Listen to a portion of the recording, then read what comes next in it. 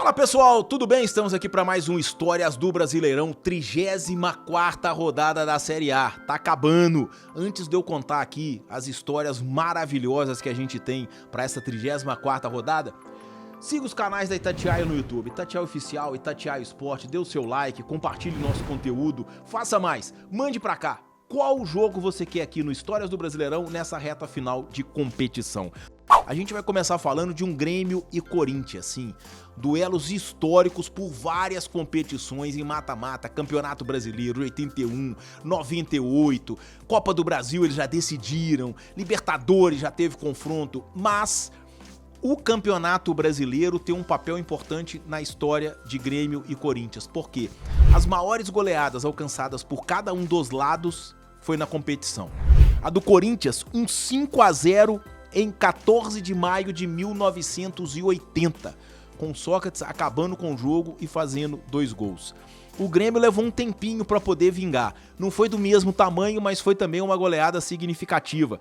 No Brasileirão de 2002, né, dia 8 de setembro, o último antes dos pontos corridos, né, o Grêmio aplicou 4-0 no Corinthians com um show do Rodrigo Fabri, lembram deles? Depois o Rodrigo Fabri rodou, jogou no Atlético, foi revelado na Portuguesa de Desportos, né? Um canhotinho, batia muito bem na bola. Rodrigo Fabri alcançou um hat-trick nesse jogo em que o Grêmio bateu o Corinthians por 4-0.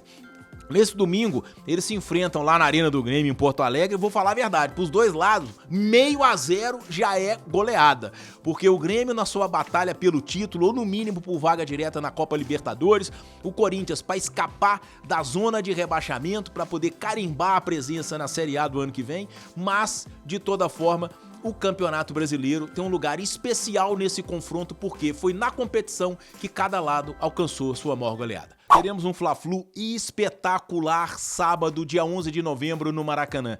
Apenas uma semana após a conquista da Copa Libertadores pelo Fluminense, primeiro título internacional oficial da história do tricolor das Laranjeiras, ele tem o maior rival pela frente no primeiro reencontro com a sua torcida após a glória eterna. O Fluminense, com o título da Libertadores, já garantiu presença na competição do ano que vem e está na Série A desse ano, como diria o Renato Gaúcho, brincando no Brasileirão, mas não pode brincar muito porque em dezembro ainda tem o Mundial de Clubes, tá? Mas no Campeonato Brasileiro o Fluminense não briga por mais nada, não tem chance de título, não pode cair, e na Libertadores do ano que vem ele já está garantido pelo título da competição deste ano de 2023. O Flamengo tem muito para brigar, inclusive pelo título. A vitória por 3-0, né, a goleada sobre o Palmeiras na última quarta-feira no Maracanã, recolocou o rubro-negro na briga pela taça, lembrando que o Flamengo tem um jogo a menos que a maioria dos concorrentes, que é a partida contra o Bragantino, que foi adiada justamente por causa da final da Libertadores no Maracanã. O Flamengo queria jogar no Maracanã e ele já estava cedido à Conmebol. O que acontece? O Flamengo briga pelo título. Claro, no mínimo vaga direta à Libertadores de 2024, mas quer o título. E há uma curiosidade, nos 3 títulos flamenguistas na era dos pontos corridos, 2009, 2019 e 2020, ele sempre ganhou do Fluminense pelo menos uma vez. Esse ano ainda não conseguiu, empatou por 0-0. Será que o caminho para chegar à taça será ganhar o Fla-Flu de domingo? Vamos contar como é que é essa história. Olha só, em 2009, tá? Eles empataram por 0-0 o jogo do turno e o Flamengo venceu por 2-0 o retorno.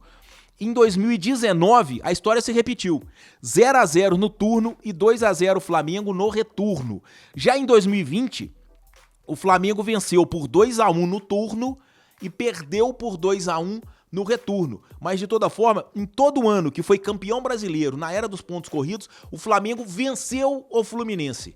Será essa a senha para o rubro-negro carioca brigar definitivamente pela taça de 2023? Vamos ver. A única certeza que a gente tem é que o Fla-Flu de 11 de novembro de 2023, pela 34ª rodada da Série A do Campeonato Brasileiro, vai integrar com certeza as histórias do Brasileirão, porque é o primeiro jogo do Fluminense no estádio após a conquista da Libertadores e o Flamengo, empolgado pela goleada sobre o Palmeiras, na briga pela taça. Nós vamos ter Santos e São Paulo Paulo nesse domingo, 6h30 na Vila Belmiro, jogo de vida ou morte para o Peixe. O Tricolor ficou bem mais tranquilo, lá na mesma Vila Belmiro, na quarta-feira bateu o Bragantino por 1-0, chegou aos 45 pontos, tá bem tranquilo nessa luta contra o rebaixamento, mas o Santos não. O Peixe precisa do resultado. E para falar de Santos e São Paulo, famoso clássico Sansão, né? É interessante, né? O Brasil tem vários clássicos aí que tem nome próprio, Grenal, Fla-Flu, Bavi, Atletiba, Sansão, né? É o clássico de São Paulo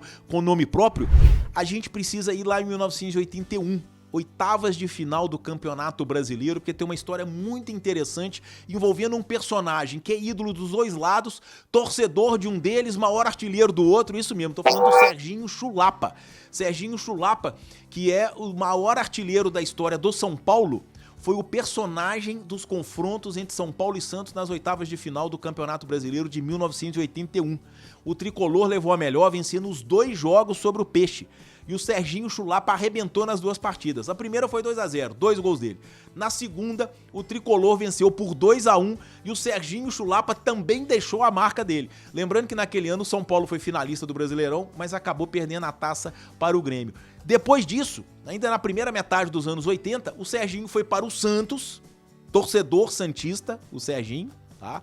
E em 1984, ele marcou o gol do título paulista do Santos. Aí foi numa final contra o Corinthians, não foi nem final. Foi um campeonato por pontos corridos. Na última rodada, Santos e Corinthians se enfrentaram brigando pela taça. O Santos jogava pelo empate, venceu por 1-0 no Morumbi com um gol do Serginho Chulapa, que realizou o sonho de ser campeão pelo clube dele, né? Antes ele tinha perdido a final do Brasileirão de 83 para o Flamengo. O Santos já tinha um grande time em 83, perdeu a final do Brasileirão para o Flamengo, ganhou 2-1 em São Paulo, perdeu por 3-0 no Rio de Janeiro. Em 84, o Serginho foi campeão paulista pelo Santos, tá? No estádio do São Paulo, clube que ele honrou demais a camisa também, é o maior artilheiro e onde brilhou intensamente nas oitavas de final de 1981 no Brasileirão, quando o São Paulo eliminou o Santos. Um abraço, pessoal!